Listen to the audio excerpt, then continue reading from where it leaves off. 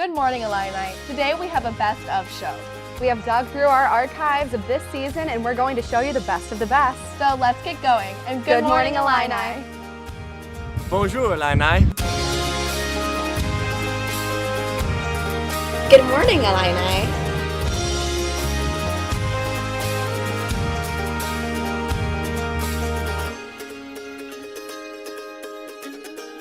早上好，伊利诺伊。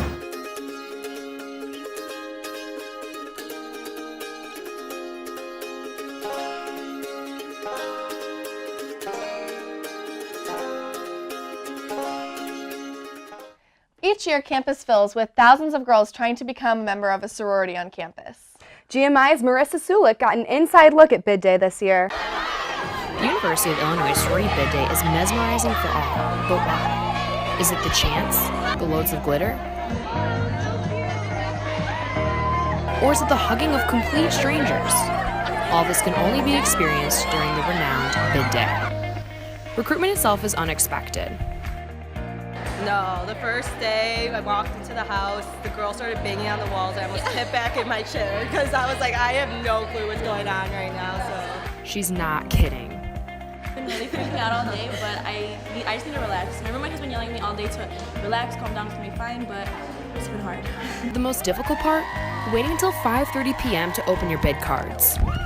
Once women enter Follinger Auditorium, they are on the edge of their seats waiting for their bid cards.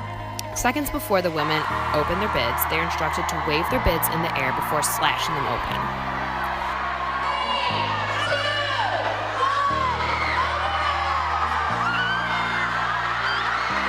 Now let's take a moment to discuss the different reactions.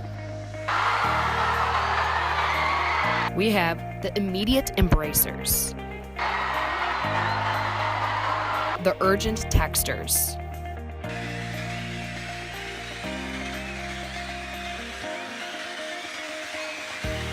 and the BFF where you adders.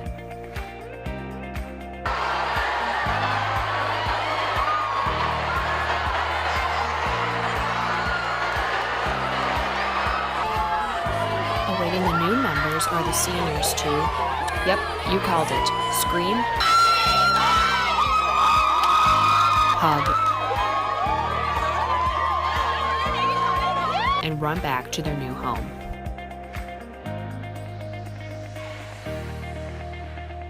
I just like to say hashtag trust the process because you really have to. Yeah, no kidding. After 4 years of sorority recruitment, I could not agree more.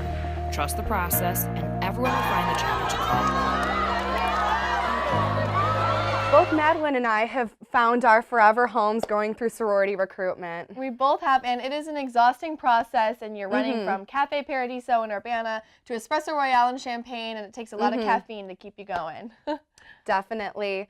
So instead of making coffee shop runs, Samantha McQueen and I found a solution with a very tasty recipe. Good morning, Illini! We're here in my kitchen, and today we're gonna make a fall fan favorite, pumpkin spice lattes. All right, GMIers, today the ingredients we are using can be interchangeable depending on how many calories, if you're counting calories. Oh, I'm counting calories. Oh yeah. You know, spring break, and you know, I'm going to Vegas soon, so oh wow. I gotta make sure. You gotta look good. Yeah, right. So then maybe, okay, what we have here, you just have 1 K-cup of your choice, so maybe dark roast coffee. And then you also have a ½ cup of milk. That could also be, you know, that could be cow's milk, could be, you know, cashew milk, whatever you want. You do 1½ teaspoons of sugar. You could also use stevia. Counting those calories, a 1/3 teaspoon of pumpkin pie spice, and then additionally you have 1 tablespoon of the pumpkin puree right here. Now I'm gonna put the K-cup into the puree. And I'm gonna pour the coffee, and you need 4 ounces of coffee. Add a tablespoon of pumpkin puree. Wow. It's kind of chunky in there right now, It but it's gonna is. taste really good, trust me. Heat up a ½ cup of milk. So I just heated up the milk, and you're gonna put ½ cup in each cup of your pumpkin spice latte. so good. Awesome. A little bit left. Just kind of. A little bit more milk. A little bit. There you go. Perfect. Now that's all we got to do. The whipped cream. Whipped cream, yep. This is the last and almost final. Ooh. I don't know if you guys can see this. It's not the best presentation. But wow. And then we just gotta put it on there. Put it on there. Oh yeah. Oh yeah. We gotta get like the little. Oh. That looks so, wow. You could be a barista. I know. Cheers. Oh, that's good. Wow. Honestly, I don't need to go to Starbucks anymore. No, I don't either. This is so much cheaper, and I can make this in the comfort of my own home. Oh, I love it. That's even better. That looked so good, and we're definitely going to have to make a night out of that. Oh, for sure. Yeah, we can definitely drink some lattes and maybe play a little music. So this seems like a great transition for Jade Hilton in our first open mic performance.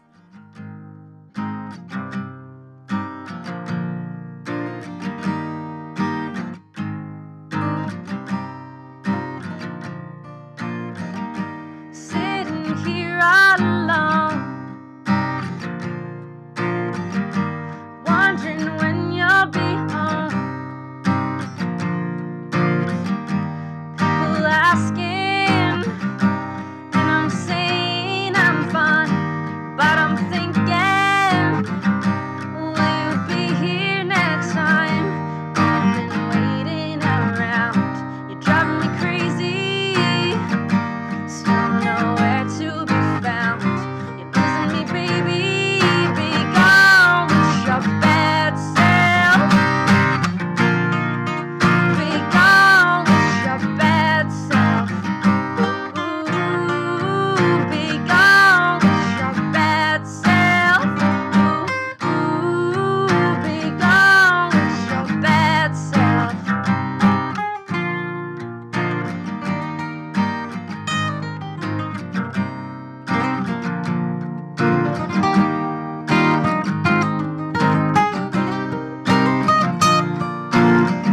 You used to bring me alive. I miss those long nights, the late nights with you by my side. Of losing everything that's inside. Where were you? Just tell me it's alright. I've been waiting around. You're driving me crazy. Still nowhere to be found. You're losing me, baby. Be gone with your bad self. Be gone with your bad self. Ooh, be gone with your bad self. Ooh, be gone with your bad self. When the night turns down and I can't find a way around, I have to find a way to believe.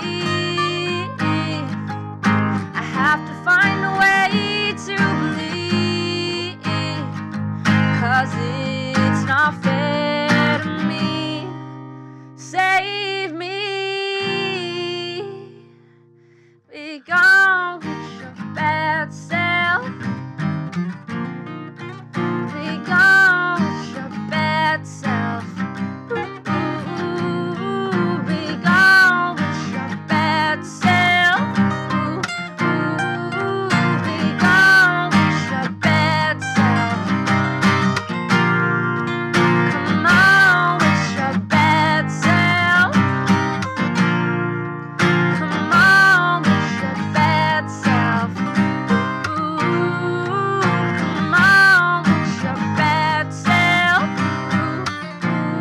Jade isn't the only musician on campus. And so far this semester, we have found so many talented Illini. That's right. And in one segment, GMI's Zach Caparelli introduced you to an up-and-coming DJ.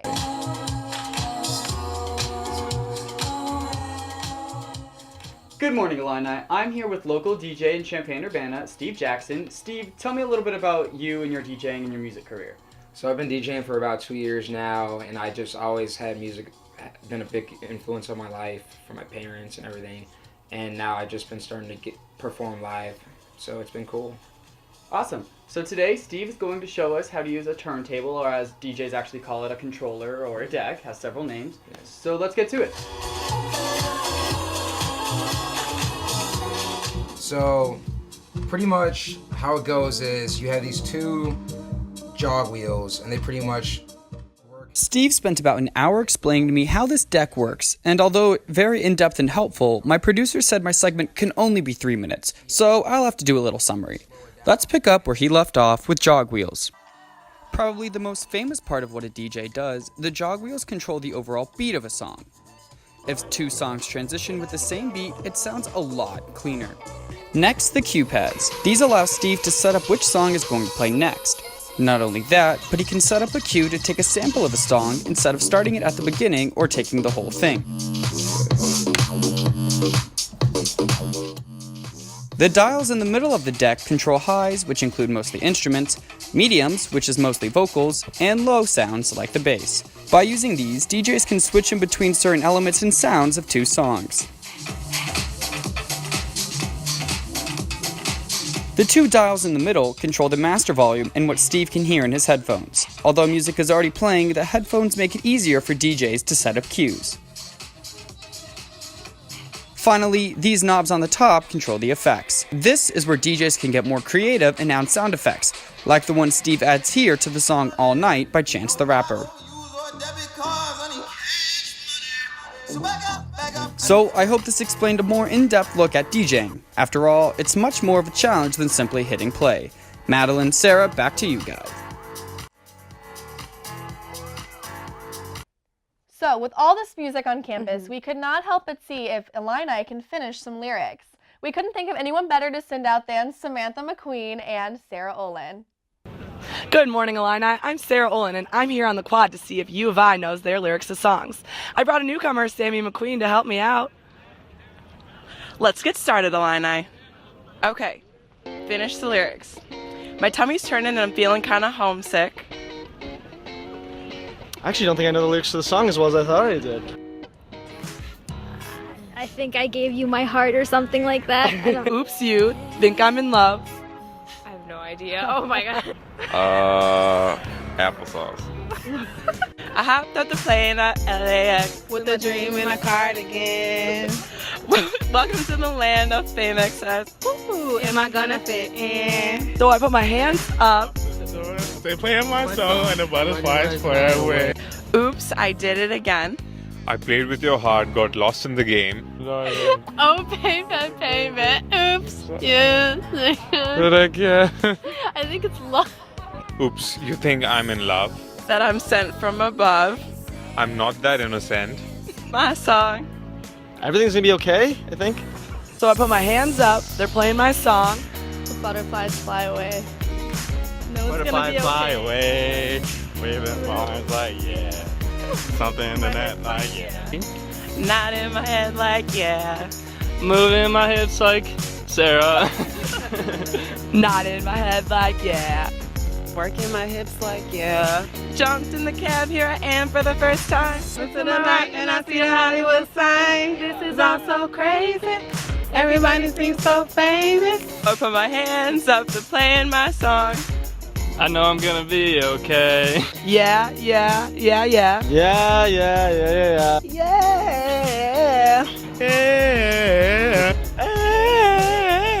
It's a party at UIUC.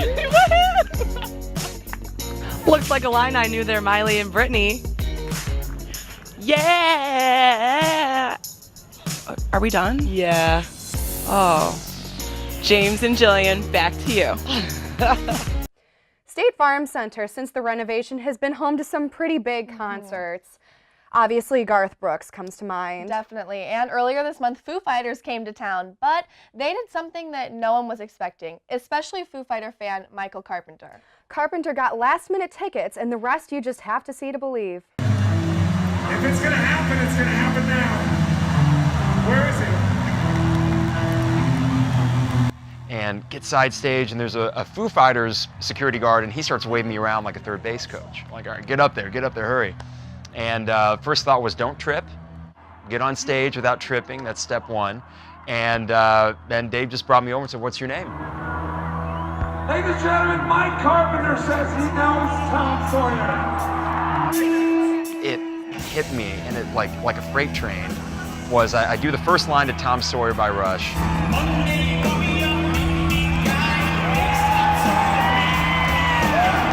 House lights come up, and the crowd erupts, and I look around like this panoramic shot of 11,000 people rocking out. And it's like, all right, well, it's begun, so now you gotta do it.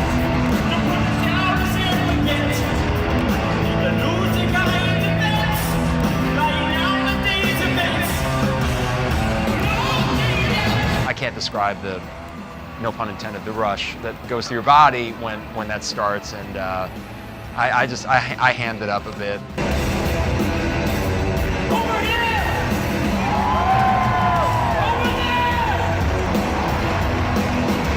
All the stars had to align, because if we don't pick that spot, if we don't get 4 tickets, if we don't get in the venue at the specific time that we did, it just feels like total butterfly effect stuff where, if it doesn't all go according to plan, it doesn't happen. So for that, I mean, serendipity, I guess.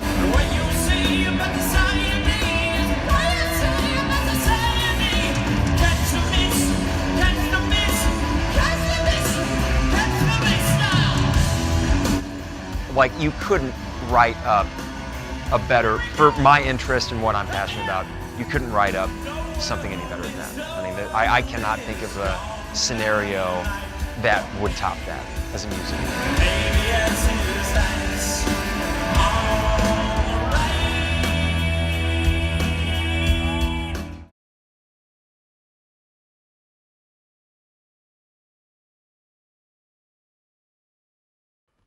Music is definitely amazing, and going to shows like the Foo Fighters can be a great workout. But it's not as tough of a workout as GMI's Kane Walters gave to fellow GMIer James Boyd. Now, you're probably wondering how I ended up here at the point of exhaustion with Kane laughing at me. Well, let's just say that hindsight is 20/20. James and I both love basketball, but we play it from different perspectives. Regardless, he always talks a big game. This time around, however, his smooth talking has gotten him in over his head. Good morning, Illini. I'm James Boyd here with Kane Walters, and today he's going to put me through a wheelchair basketball workout, or as some people like to call it, hell. God help me. And then I'll just do this one just because I know we have the majority of the stuff for it. Okay. You're gonna die though, either way. Okay. Doesn't even look like you can pick that one up. Yeah, I'll take a pass on that. Go with something more my size. Here, and you're going straight up. All right. Looks easier said than done. Got 10. 1, 2, 3. Make sure you're lifting from the chest before you go back. James hasn't worked out since high school, but I work out 3 times a week. The wheelchair basketball team focuses a lot on upper body exercises because that is what we use the most. I've worked at the Activities and Recreation Center for 4 years, and I can count on my hands how many times I've been downstairs. The last time I can remember was 2 summers ago when I cleaned the weights. And by cleaned, I don't mean power cleaned, I mean sanitizer and rags. But I wouldn't let James just stay downstairs. I also took him upstairs too. And before I could leave, Kane made me end my workout with some good old-fashioned cardio. We've now completed our wheelchair basketball workout. As we can see, James is sweating pretty bad. James, how you feeling? I'm hurting, man. This was not what I expected, but definitely added a new perspective to wheelchair basketball. My buddy Kane here, who plays it. Well, was it hell like you thought it would be? Yes, it was definitely ridiculous. A lot of upper body workouts, a little bit of cardio, and I think I'm gonna sleep for a week when I finally get out of this gym. Just to be clear, I'm never doing this again. We're gonna have you do plank climbers on the mat, so go ahead and get your little mat friend again. We're not friends. Oh, you're really not gonna be friends once you do play cards. Time.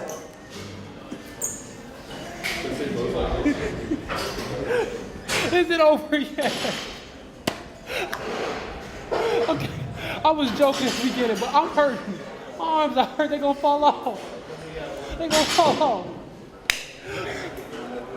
I ain't had the energy to roll over. Oh.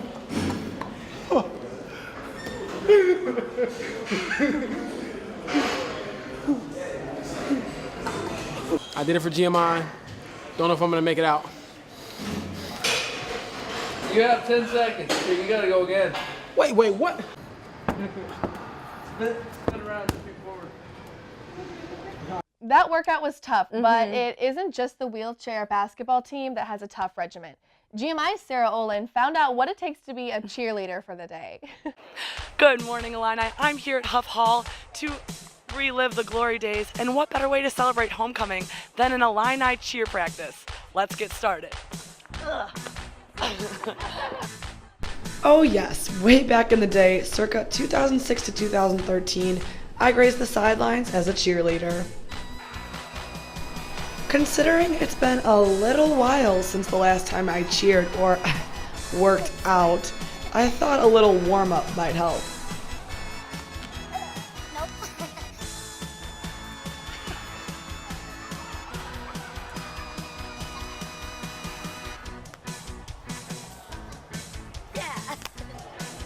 No big deal or anything, but the Illini cheer warm-up consists of insane tumbling.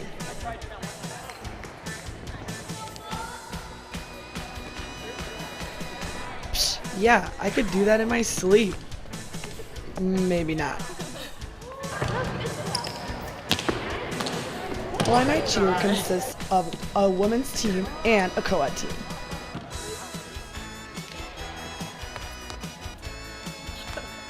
Alright, a handstand isn't that hard, is it?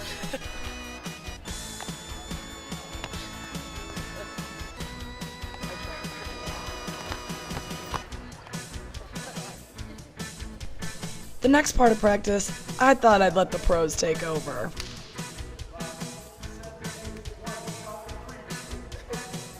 Stunting is a huge part of cheer, and definitely requires a lot of practice.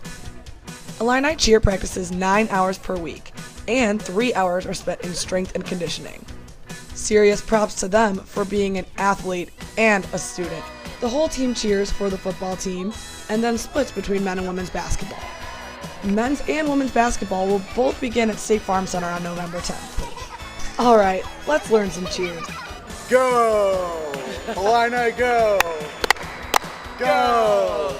Illini go! Go. Let's go, line 9. Let's clap, clap, clap. Let's go, line 9. Clap, clap. Let's go, line 9. Good job. Looks like these cheerleaders got some skill. Check them out this Saturday at the homecoming game and the rest of the season. And definitely check them out for women's and men's basketball. Back to you guys. Sarah's a little crazy. She knows how to have a good time, though, I think. Oh, definitely true. And she is pretty brave, as she accepted a challenge from Cole Hinkey in a pizza eating contest. Take a look. Good morning, Illini. I'm Sarah Olin. And I'm Cole Hankey. We're here on Slice Factory on Green Street, and Cole thinks that he can challenge me to a slice eating competition. I don't really think it's a challenge, though. I mean, I don't think you're really going to put up much of a fight, Sarah. We'll see about that one. All right, Cole, what do you have there? Got myself a nice little slice of meat lovers. Little's kind of an understatement, though, you know. Sarah, what do you got? I went for the margarita pizza. I feel like it'd be easier to eat. You definitely got the veggies on there. It's going to be a lot less filling than all the meats, the assortment of meat I have on my plate here. I know my pizza. Yeah, you know your strategy here, but well, like we said, we're here on Slice Factory, the newest restaurant on Green Street, and they have these massive slices of pizza, and we're ready to dig in, and I think I'm gonna destroy her. So here we go. All right, ready? You ready for this?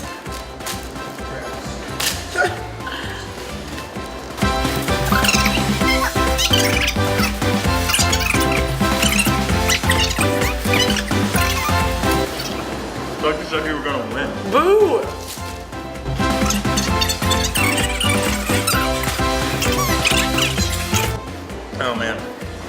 I didn't eat it fast enough. It's all starting to hit at once. At this rate, I've eaten about a half of a full pizza. So things are going well. I feel like I've eaten like 2 AZIP pizzas now. Rest in peace, right? Rest in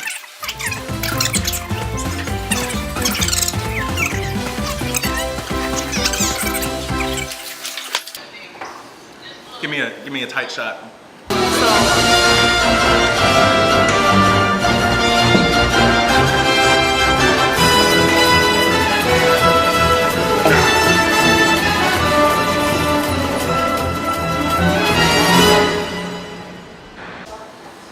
Well, things are rough. You can bring my trophy by later. Okay. Pizza is amazing, and I have been told pizza goes great with beer. So Rugally went to Riggs and Urbana to find out what makes a great beer. Opened in June 2016, Riggs Beer Company will attend Champaign-Urbana Oktoberfest for the second time. The Riggs Beer Company owner, Darren Riggs, explains what Oktoberfest means to him and to his company. So it's a great time, it's a good party, and it's a great way to introduce people who maybe haven't been out to our brewery and tried our beer before. They get to try the different beers that we have available during this CU Oktoberfest. Riggs was also able to demonstrate the process of how to brew American lager. First, starting with malting. Riggs American lager used local ground corns. After heating, drying out, and cracking, grains are ready for the next step. Next is mashing. The grains are steeped in hot water for a few hours. One of the most important steps is fermentation. It's the step brewers add yeast. To keep a traditional way of making Oktoberfest beer, Riggs let it set in the fermenter for 2 months. Riggs is not only going to bring Oktoberfest beer to this fest, but also a few other types of beer as well. American lager, so that's the beer that we were making today. This is the Hefeweizen, which is the wheat beer, which is our #1 selling beer. And then this is the Oktoberfest that we're going to have all 3 of these beers at the CU Oktoberfest on Saturday the 7th. While Champaign-Urbana is thousands miles away from Germany, to propose a toast in German shortens the physical distance. Darren, can you teach me how to say toast in German? Okay, so you grab your glass, you look your friend in the eye, and you say Prost. Prost. Prost. Brewing beer is not the only brewing going on near campus. Last month, we had Brew Lab in studio with Marissa and Anike. Let's just say I wish I was anchoring that day. Me too. One of the things I love about fall is a warm cup of coffee and a nice 60-degree morning or night. And with fall in full swing, I decided to try a new place in Campus Town, Brew Lab. Brew Lab is a new coffee shop on campus that offers quality drinks in a creative workspace. So if you're looking for a brand new place to enjoy your morning brew, then you might want to check them out. Let's go. Brew Lab is serving up handcrafted espressos, lattes, and more this semester for the first time. The coffee shop is located conveniently on campus right off Green and 5th. They're known for their flavorful pour-overs, which take about 5 minutes to make. The process is embellished with gold pots and kettles, and all the drinks here are made precise, down to a science. When it comes to creating a warm cup of coffee or a latte, the baristas measure the ingredients and time the process to brew the perfect cup each time. The space comes to life with the colorful writing on the wall, and it can be a fun distraction if you just take a moment to look up. The shop is cozy and bright, and its warm environment lends itself to group work and quiet chit-chat. I got to talk to one of the brains behind the shop, and he tells you what exactly makes Brew Lab a unique spot. If you want an atmosphere that noticeably affects your mood, and you want to have the smell of a delicious and maybe even foreign cup of coffee in front of you, then I think Brew Lab would be an excellent choice. To be honest, yeah, no, that was great. That looks so good. It does. I don't know how, but Anike seems to get all the tasty assignments. She went to check out Paris Super Crepes. Seriously, how do I get those stories? Rolled Thai ice cream and crepes inspired by Paris accompany each other on one of Campus Town's newest dessert menus. Today, ILL tell you what's cooking at Paris Super Crepes. The menu features a diverse selection of savory crepes topped with ice cream, fruit, or other sweets. Fun toppings range from cookies to fruits to chocolate truffles. The trendy Thai ice cream comes in both American and traditional Thai flavors. Hi, so I'm here with Ensan, the manager of Paris Super Crepes, and he is about to show me how to make Thai ice cream and crepes. Are you ready to go? Yeah. Ready. Okay, let's go. Chen says that the menu was inspired by his work in New York, where he saw these same recipes attract a young crowd. From this, he knew that U of I students would enjoy them too. I'm showing you how to make the crepes. The crepes here are made a little bit crispier than traditional French crepes. What makes these crepes really fun is the fillings inside. They range from Nutella to whipped yogurt. They can be topped with a scoop of ice cream or fruit. Chen showed me how to make one of the more popular crepes here called Chocolate Lovers. The Thai-style rolled ice cream is a unique dessert that starts out liquid and is formed into ice cream on an ultra-cooled griddle. Once the ice cream is chilled, it's rolled with a spatula. Each order here is made on the spot just for you and topped with extras of your choice. When you visit, you'll want to bring a friend to check out the game shelf with. It's definitely a great place to take a break from a long, busy day. Paris Super Crepes definitely gives off a relaxed vibe and has fun energy that complements the freshness of the menu. So I have what you just saw Ensan prepare me. I have the Chocolate Lovers crepe and the Thai ice cream here. I'm gonna try the crepe first because the ice cream is cold and the crepe is hot, so the ice cream is melting. And you gotta dig in fast because you don't want all your ice cream to be soupy and wet, so I'm gonna try it. That was really good. Very chocolatey. In Champaign, I'm Anika Woye. Good morning, Illini.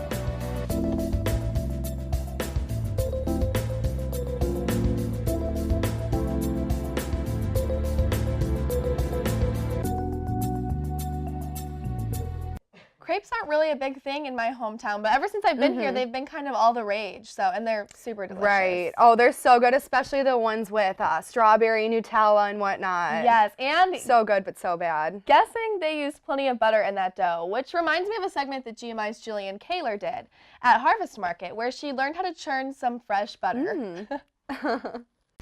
As someone that loves a good grocery store run, Harvest Market on Neal Street is one of my new favorite places. On a recent trip, I was curious about one little room in the dairy section.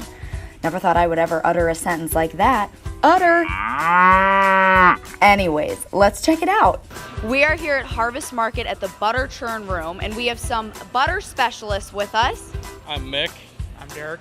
Let's go churn some butter. Mick and Derek were kind enough to show us their daily butter routine. It is quite the extensive process. First up, cream is placed into a 165-degree pasteurizer. Sit there Then, once pasteurization is complete, it is put into a large bucket that smells absolutely amazing. Dump it right into our churn. The cream can then remain in the churn for up to an hour and a half. Oh my gosh, it's just spinning around and around and around. You can kind of see it's kind of at the whipped cream phase right now. A few minutes later, it is just about ready for the next steps. Whoa.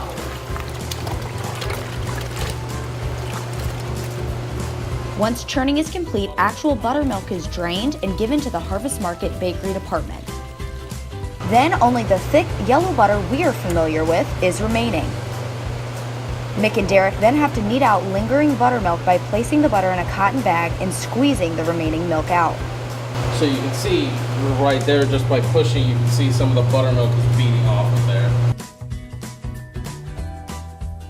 The butter they made in this batch was unsalted, so it will most likely be used in the bakery as well as for cookies and pastries.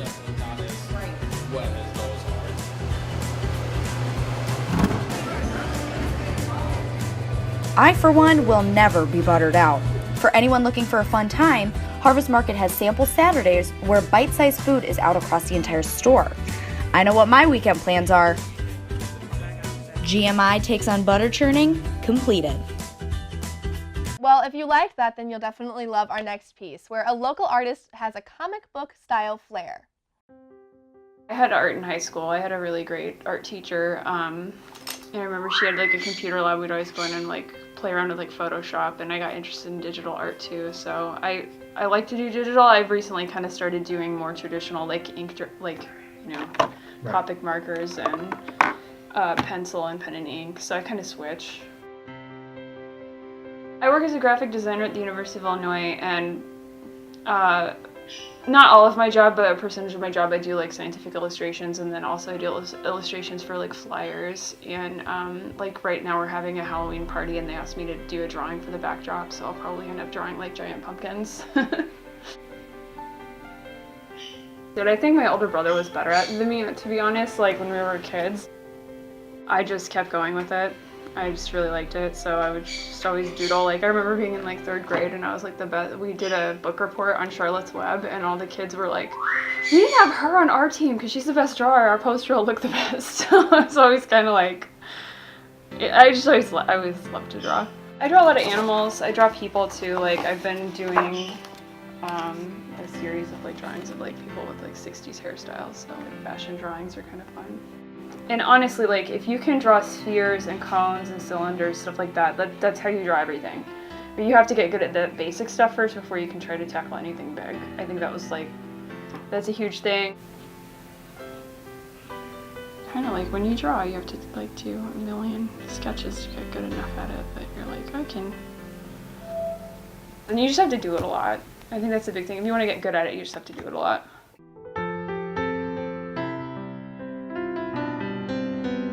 Well, I'm certainly not much of an artist myself, but you know No. what is kind of like my favorite art? Dad jokes. A good dad joke is a true work of art. Yes, it is. Samantha McQueen and Sarah Olin recently dueled it out in a battle of the dad jokes. Check it out. Hey, Sammy. Hey Sarah, what's up? You want to hear a construction joke? Okay, go ahead. I'm still working on it. All right, let's hear it. I'm so Sarah. Sammy. Did you hear the joke about the fence? No. I couldn't get over it.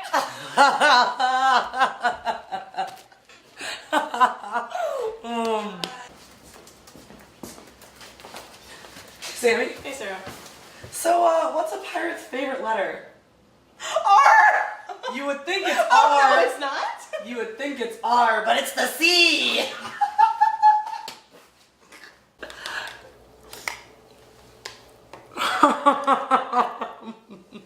What is so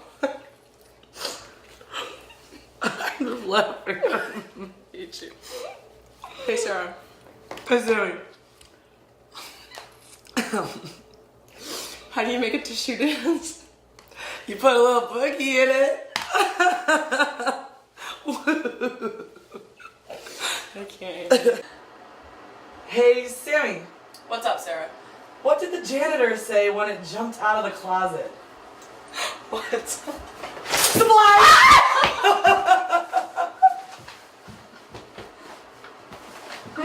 Get it? Supplies? I hate you! Well, those were pretty funny. The Illinois sports world has some dads whose careers are certainly no joke. That's right, and James Boyd gives us a look at some Illini father-son duos who are taking Illinois by storm. In honor of Dad's Weekend, I decided to take a look at it from a different perspective. Here are 2 Illini athletes and 1 coach whose father-son relationships have been defined by sports. First up is running back Kendrick Foster. Foster's father, James, starred in the backfield at Richwoods High School in Peoria before moving on to play at Iowa Central Community College. After 2 strong seasons with the Tritons, he transferred to Illinois in 1998, but never got to play due to a severe hamstring injury. Kendrick wears the number 22 to carry on his father's legacy.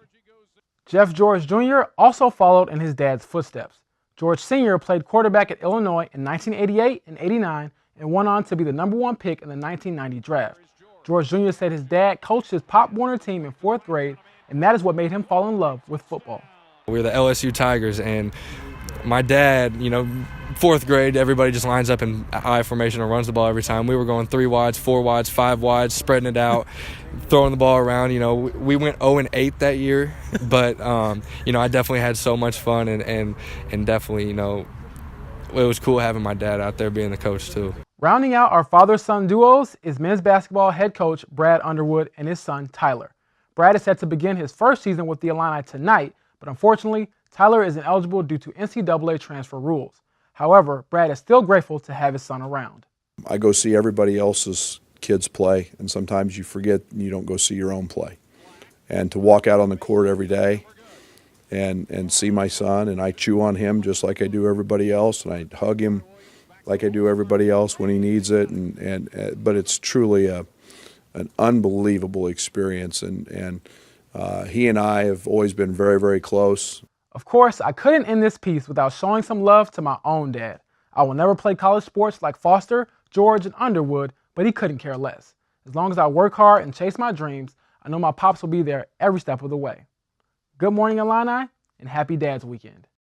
So I guess some of those dads are actually Illinois' favorite sons. Yeah, I guess you could say that. But let's move on to one of my favorites. Our Man on the Street interviews have gotten better and better week in and week out. I definitely agree. Let's check out some of the highlights. Good morning, Illini. Happy homecoming. I'm Madeline Foster out here on the quad today to talk with some students and see what they think the university's next mascot should be. I heard a couple of people talking about a squirrel. Squirrels. We could consider the squirrel? Anything but a squirrel. No squirrels? No squirrels. Why not? There are so many on campus. So why are you anti-squirrel? It's not intimidating at all. It's terrible. We're the Illini and we got a squirrel representing us. We need something strong. Why no squirrels? They're scary. They're rodents. They infest your house. So we do not have a squirrel fan here with us today. No. Illinois actually imported squirrels to the campus. No, that's false. Fact. Fact. True as well. Fiction. That one's a fact. What? That is actually a fact. Whoa! The University of Illinois Board of Trustees ordered squirrels on July 6, 1901, after a professor reported there was a short supply on the quad. What year was the university founded? Definitely not. Nope. Jeez. Can I take a guess? Of course. 1947. Do you know? 1867. You're right! Oh my gosh, she got it! Look at you go! What famous Playboy graduated from U of I in 1949? I have no idea. You have Okay. Right? Yeah. You sound very sure. Do you know his involvements on campus? Wasn't he a Pike? That's what I hear. Tim Killing? Andrew Roberts. What is the name of the chancellor of the university? Oh gosh, I get their emails all the time. It's like Robert. You're right, it's Robert Jones. Great job! Yeah. How many clubs and RSOs are there on campus? I don't know, I'd guess 300. I know there are more than, I think it was more than 1,000. Whoa, yes, you were the first one to get it right today. What is your worst nightmare to happen on campus this Halloween season? Probably before going out and you're all dressed up in a costume and everything, and then it rips or something happens to it and it gets ruined. Probably just like waking up one day and then I just get kicked out of my fraternity for just some odd Alrighty, that would reason. be terrible. Probably getting kicked out for a low GPA. Ooh, fail my next midterm, I guess. Oh no! Probably same. I don't have a costume ready. Oh no! It's Nightmare on Elm Street. Doing those Man on the Street pieces are always so fun because the people we meet are always so funny. They're honestly such a blast. But you know, another piece that's actually pretty funny in itself was Illini girl and her laser tag battle against her arch nemesis, Miss Greenstreet. Yeah, let's check that one out.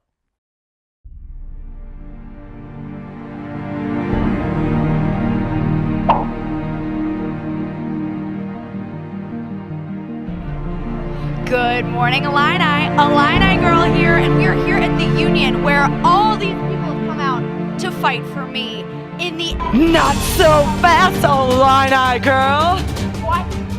What is this?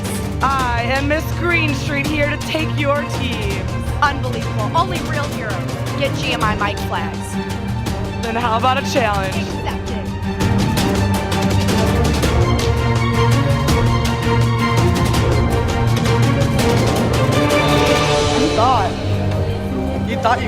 better than me. As if.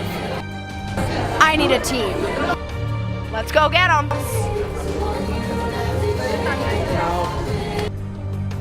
I need a team. So that's your team? Yeah, it is. The winning team. The guns will tell you when the game starts, when the game is over, when you hit someone. When you are hit, your vest will deactivate for a few seconds, then it will reactivate. Illini girl! Team best. Yeah.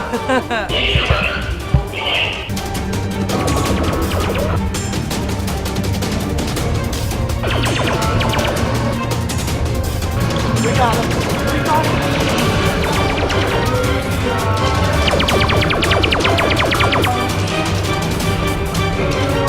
Yeah.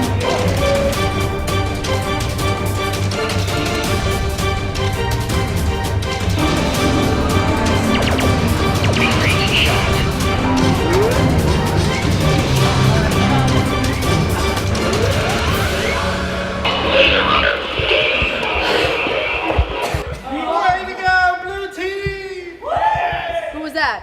Yes. Oh, by a lot, too, you guys. Illini girl, victory as always. Maybe this time, but watch out because the next time I'll be back.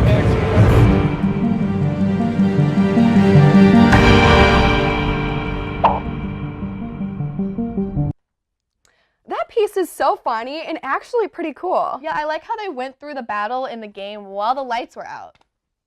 Well, if you liked that, then we have another In the Dark piece about our own trip to Baldwin Asylum. Let's check out some of those highlights.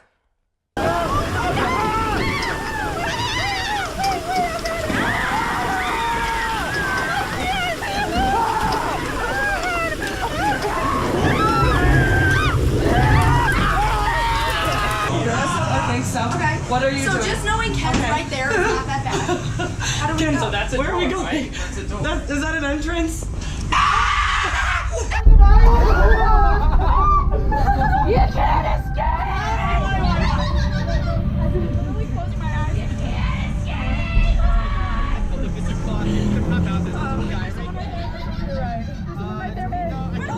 We need to go around the person! You guys are not cooperating! I've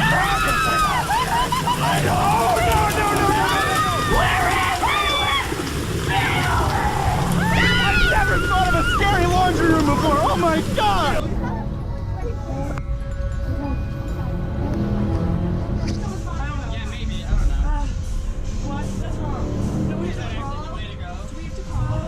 Joe, go first. That was a really good shot.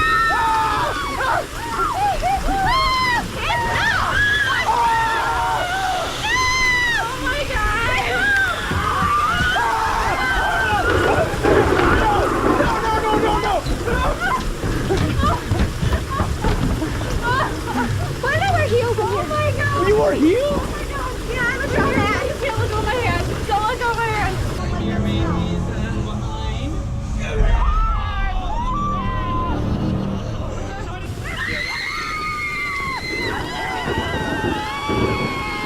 So yeah, I personally went in the haunted house myself, and I have to say that I barely made it out alive. Honestly, though, it looks like you kind of had mastered the art of being terrified, and you should definitely go into horror movies. Oh, I definitely agree. Speaking of mastering, Lucas Wright sat down with his actual Pokemon master to find out the buzz around Pokemon the card game. Good morning, Illini. I'm Lucas Wright. If you're anything like me, video games have been a huge part of your life. For me, the classic that stands out is Pokemon. I remember playing Pokemon Red on my Game Boy when I was 6. I remember playing Pokemon Go on my phone just last year. But now, I need something new, something fresh, something... Hey kid, I got what you need. What? Some of these.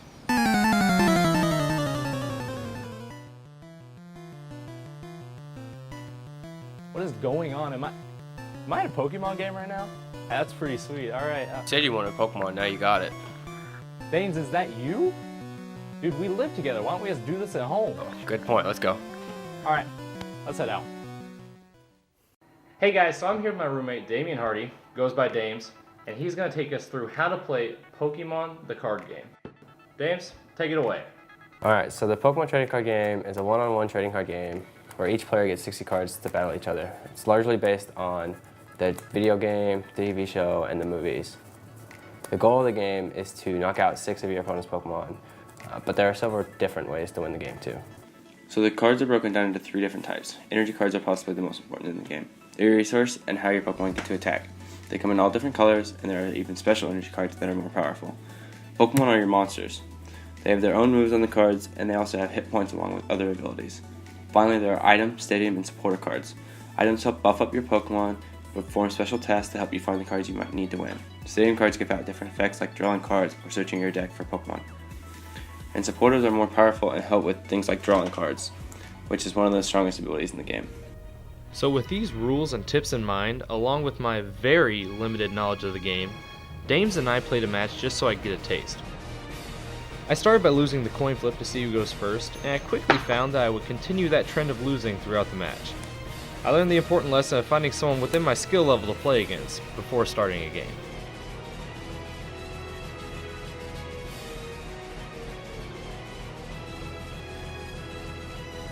I feel like Jim in The Office, where it's just like, feel my pain. By just the 3rd turn, I'd lost my will to live and forgotten what the concept of fun actually was. So it's evidenced by the fact that I have 2 cards out here and he has about 20. We're gonna say it's not looking too good for us. After about 5 turns, Dames finally put me out of my misery in what could only be described as a bloodbath. Alright, so yeah, you just saw me get destroyed in a game of Pokemon. You might be wondering, why should we listen to this guy and his cute little Dalmatian puppy? Why should you listen to him on how to play Pokemon? Well, let's go check out some of your hardware, Dames. Alright, cool. Dames has quite the collection of trophies from over the years. His long list of accomplishments include a top 32 finish at the World Tournament, 1st place at regionals, 2 runner-up trophies for states, and 5 city championships. So it's safe to say, he knows what he's talking about. There you have it from the man himself. Pokemon the card game is a pretty sweet game. Check your basement at home. You might even have some cards you forgot about from when you were little. But that's about all we've got here. In Champaign, I'm Lucas Wright. Jimmy Hardy. Kenny. Good morning, Illini. You know, it's really cool to see something that was so popular when we were kids still hanging around today. Right, just thinking of the old Pokemon games gets that music stuck in my head. So how about we get some different music going then? Here's one of our best open mics of the semester, Lena Marie.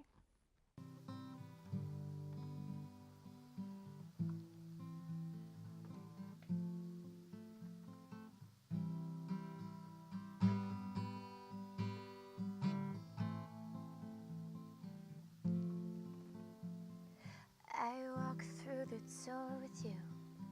The air was cold. Something about it felt like home. Somehow when I left my scarf there at your sister's house, and you've still got it in your drawer even now.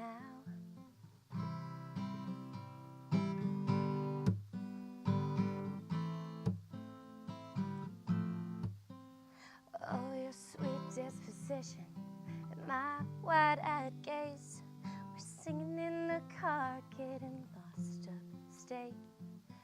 Autumn leaves falling down like pieces into place, and I can picture it after all these days.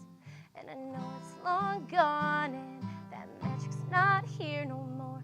And I might be okay, but I'm not fine at all. So here we are again on that little town street. You almost ran the red 'cause you were looking over me.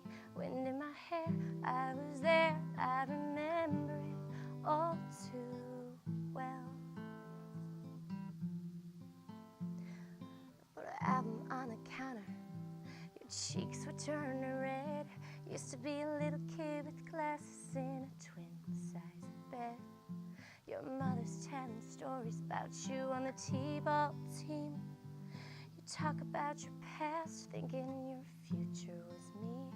And I know it's long gone, and there's nothing else I could do. And not forget about you long enough to forget why I needed to. So here we are again in the middle of the night. We're dancing around the kitchen in the refrigerator light. Down the stairs, you were there, you remember it all too well. Maybe we got lost in translation, maybe I asked for too much, but maybe this thing was a masterpiece, so you tore it all up, running scared, you were there, you remember it all too well.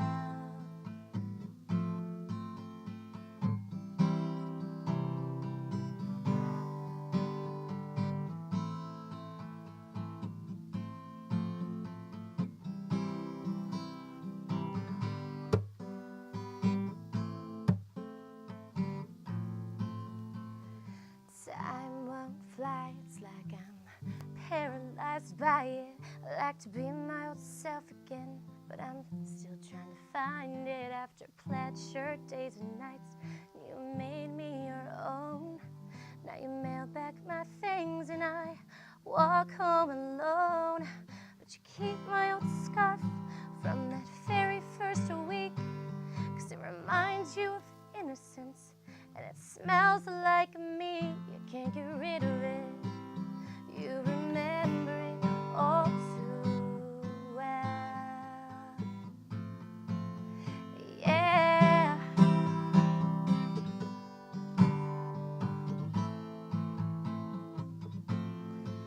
Wind in my hair, you were there, you remember it all. Down the stairs, you were there, 'cause you remember it all. It was rare, I was there, I remember it all too.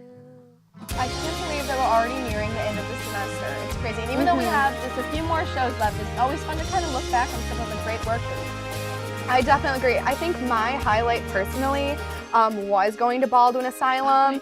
Even though it scared me so bad, you know, it was such a great time bonding with the entire GMI crew. Absolutely, and I've just loved kind of being able to be here and to learn, and I'm really excited for the future here. So that's our show, and thanks for watching. We'll be back next Friday at 9 a.m. Make it a great day. And good morning, Illini.